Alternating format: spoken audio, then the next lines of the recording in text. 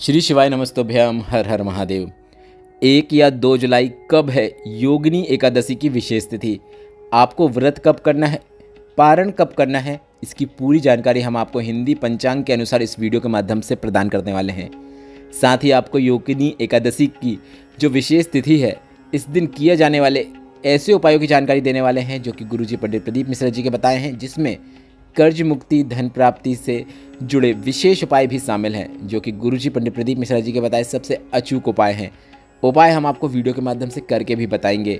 इस वीडियो में हम आपको योगिनी एकादशी में आप कौन से 3 विशेष महाउपाय कर सकते हैं, वह जानकारी भी देने वाले हैं। योगिनी एकादशी का महत्व क्या है और व्रत रखने के साथ व्रत की जो तिथि है कब से कब तक है, सभी जानकारी हम आपको इस वीडियो के माध्यम से देने वाले हैं, ताकि सही दिन सही समय पर व्रत रख के आपका व्रत सफल हो सके और आपकी जो भी मनवांछित इच्छा है वह आपकी पूर्ण हो सके। इसलिए आप वीडियो को अंत तक देखिएगा ताकि कोई भी उपयोगी जानकारी आपसे न छूटे। बढ़ते हैं वीडियो में योगिनी एकादशी के महत्व की ओर। योगिनी एकादशी का व्रत आषाढ़ माह के कृष्ण पक्ष में रखा जाता है।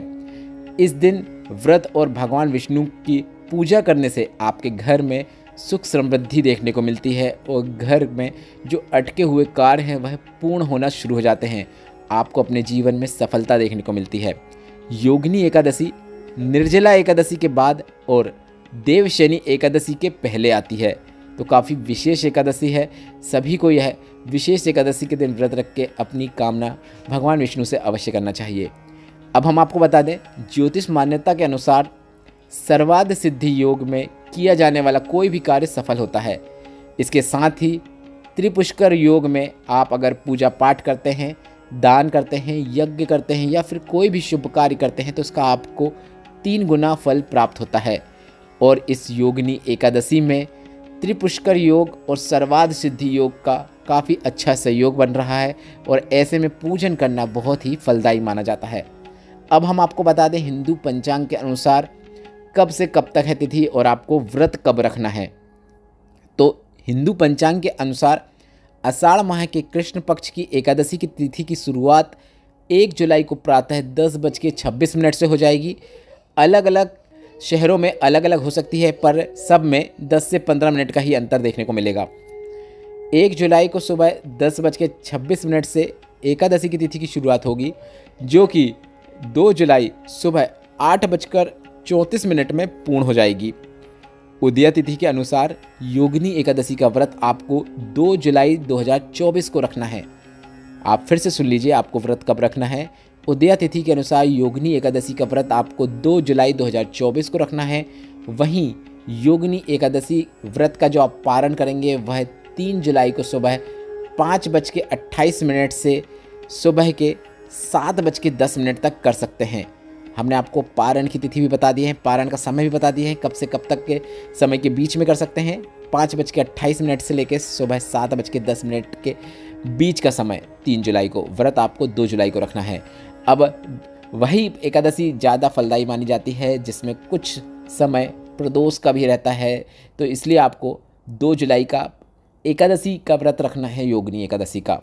अब आप गुरुजी पंडित प्रदीप मिश्रा जी के बताए कौन से 3 उपाय इस एकादशी के अवसर में कर सकते हैं, वह हम आपको बताने वाले हैं।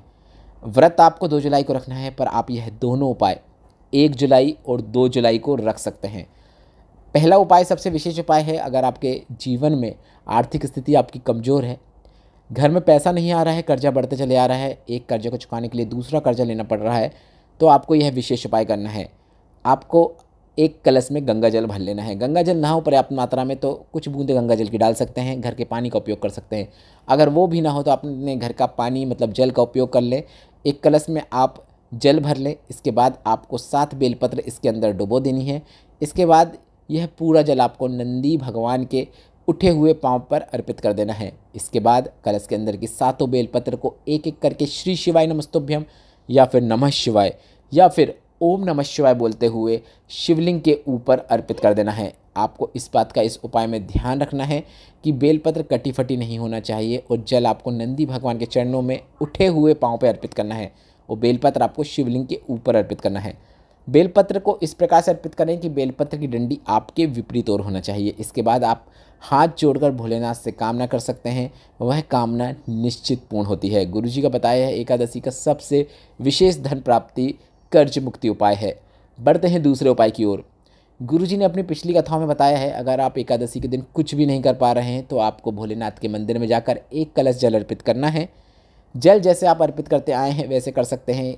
आप या तो शिवलिंग में सीधे शिवलिंग के ऊपर जल अर्पित कर सकते हैं, या फिर गणेश भगवान, शरण कार्तिकेय, फिर माता अशोक सुंदरी, फिर शिवलिंग का कटे भाग, इसके बाद ऊपर अगर जलाधारी बंधी है तो वहाँ, और अंत में पूरा जल शिवलिंग के ऊपर अर्पित कर सकते हैं।